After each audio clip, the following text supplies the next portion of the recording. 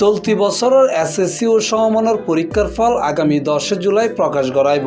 আন্তঃশিক্ষা board সমন্বয় কমিটির সভাপতি এবং ঢাকা মাধ্যমিক ও উচ্চ মাধ্যমিক শিক্ষা বোর্ডের চেয়ারম্যান অধ্যাপক ডক্টর খন্দকার এহসানুল কবির এই তথ্য জানাই।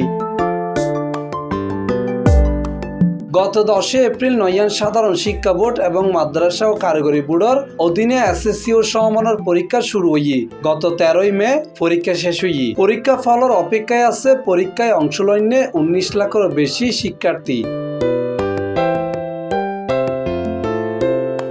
চলতি বছর নয়ান সাধারণ শিক্ষা বোর্ডের অধীনে এসএসসি পরীক্ষায় অংশ লইয়ে 14,90,142 জন পরীক্ষার্থী। তার মধ্যে মরদ ফুয়া 7,01,538 জন এবং মাইয়ে ফুয়া 7,88,660 জন।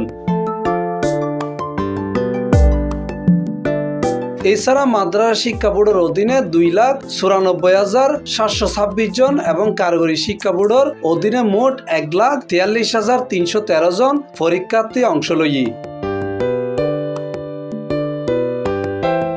C+ TV, Chittagong.